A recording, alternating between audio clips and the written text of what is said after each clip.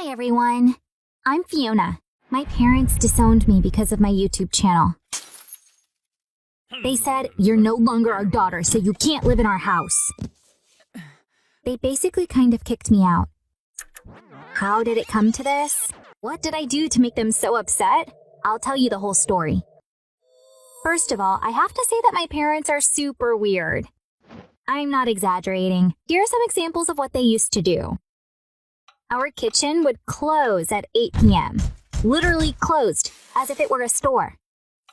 At 8 o'clock, my dad would lock the door and take away the key. My mom would announce, "If anyone needs water, you have 5 minutes to get it," before he'd lock it. That happened every day, so I thought it was normal. One day, I was at a friend's house for a pajama party. Just before we went to bed, my friend said, "My mom left us milk and cookies. Let's go to the kitchen." I was so surprised and I naively asked, "Is your kitchen open so late?" I'm not into video games, so this other rule in our house was mainly for my brother Craig. He wasn't allowed to play Pokemon games. You know why? Both of my parents are very religious. My dad read somewhere that Pokemon can evolve. As a religious man, he didn't believe in evolution. He thought that the evolution of Pokemon supported the theory of evolution, so my brother wasn't allowed to play Pokemon. And because of my mom's beliefs, we weren't allowed to watch Harry Potter films or read its books. Because according to her, the series promoted sorcery. Since sorcery is considered a sin, we had to stay away from Harry Potter films and books. Those are just two of the things we weren't allowed to do. Let me tell you about their ridiculous punishments, which really put their weirdness on display. One time, my brother forgot to flush the toilet after pooping. When my mom saw it, she called him over. "You are going to stand here and look at your poop," she said. She kept coming to check that he was really looking. My brother had to stare at his poop for 40 minutes. Finally, my mom yelled from the kitchen, "Flush it!" And he did. Later that day, poor Craig told me, "No matter where I look, I still see my poop." I laughed at the time, but looking back on it, I think it was pretty sad. Now here's one of my dad's weird punishments. Whenever I got a bad grade at school, he would make me call all our relatives and tell them what I got. He'd stand next to me the whole time. For example, he'd call my grandma and hand me the phone. First, I'd say which class it was and then the grade I got. He'd say, "Apologize to your grandmother for being a disgrace to the family." So I would apologize. This was more upsetting for my grandmother than for me. In addition to the weird ones, he also had some harsh punishments. Normal parents usually tell their kids, "You can't leave your room today." With us, it was, "You can't come down from the apple tree today." You heard it right. We had to climb a tree and stay there for hours as punishment. We had an apple tree in our backyard. That's the one we had to climb. For example, cursing would be punished with the tree. The amount of time we spent in the tree depended on the curse word. You know what the saddest part is? When you grow up in a home like this, you think this is normal. You think this kind of stuff happens in every home. When I was 13 or 14, I started learning more about my friends' families' lives, and I realized that ours was not normal at all. This awareness made things difficult for both me and my parents. I no longer accepted everything they said. So we'd fight all the time. They thought I was just acting out because I was now a teenager, but I kept telling them that they weren't normal, and they needed therapy every chance I got. I felt like a volcano that was ready to erupt. There was no avoiding it. I had to get rid of the lava building up inside me, otherwise it was going to harm me. During that period, I realized that sharing was a sort of therapy for me. I felt better when I talked to my friends, but there were some things I couldn't tell them. I'd gone through such terrible things that I was worried they would judge me, even though none of it was my fault. The solution was right in front of me. I decided to create a YouTube channel. I wasn't going to show my face or tell anyone about it, including my brother. That way, I would be able to share everything anonymously. Where do you think I shot my first video? Sitting in the apple tree. I set up the phone's camera so it would only show the apples. I pressed record and started talking about this apple tree's role in my life. I let it all come out. It's weird, but I didn't cry at all. I just talked.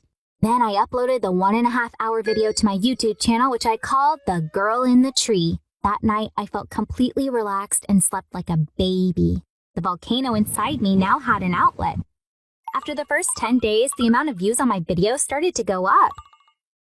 I remember the first comment very clearly. Did you really experience this, or are you just making things up? A few hours later, I got a second comment, which said, please show us your face. I continued uploading 2 videos per week. I got over 1,000 subscribers. The 7 videos I uploaded had a total of 9,000 views. As my emotional scars were being healed, something really unexpected happened. My brother accidentally came across my channel. He texted me right away, but I was on my way to a friend's house to work on a school project. So I didn't see my messages. Craig's dream was to be a YouTuber, and he thought that I made this channel to become one as well. He was so happy when he saw the number of views and subscribers. He was proud of me and immediately went to show our mom. When I came home, my parents were livid. Craig realized what he had done, but it was too late. My mom kept saying, how dare you talk about our private lives online? My dad said, I didn't expect this from you. We've given you everything and you stab us in the back. But the thing is, I hadn't exposed anyone. I had only told things from my perspective without saying anything bad about my mom or dad. I just described what happened, and since it was my experience, I had the right to talk about it. They sent me to my room. I heard them have a heated discussion, but I didn't want to know what they were saying, so I didn't listen. 3 hours went by. I was getting ready for bed when my mom called me. My dad said, there is no way we can forgive you. We worked so hard to raise you, and this is what we get in return. No punishment would be enough for what you've done. So your mom and I have made a really tough decision. We are disowning you. We can't possibly call you our daughter after this. Disowning? I was completely shocked. I kept listening, but it was like I was living in a dream. I looked at my mom, who was in tears, looking down. I wanted her to say something, so I said, Mom? But she didn't look at me. She just shook her head. I knew how stubborn they are, and that arguing with them would be pointless. I've never seen my dad change his mind about anything. I didn't deserve this, but there was nothing I could do. I wanted to cry, but I stopped myself. I didn't want them to see me as weak. So what happens now, I asked. Since you're disowning me, I guess you don't want me staying in this house anymore. My dad nodded. We're giving you a week to find yourself a place to stay. Could understand their disappointment, but wasn't this reaction a bit over the top? Disowning and even throwing me out of the house? They had 2 children, but it looks like they were okay with losing one. Why was I surprised anyway? My parents' main issue was their inability to be compassionate towards us. I've already told you how they punished us for small stuff. I guess it was normal for them to overreact like this under the circumstances. Now that I was kicked out of the house, I had to find a place to stay. Being a high school student, I didn't have many options. Of course, I went to my grandmother. My parents probably knew that's what I would end up doing. Even though my dad is my grandmother's favorite son, she criticizes him all the time. When she found out what happened, she called him over. Fiona is just a kid. How can you throw her out of the house?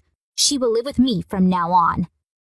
And I am disowning you too. Throw Craig out as well. I'll take care of both of them.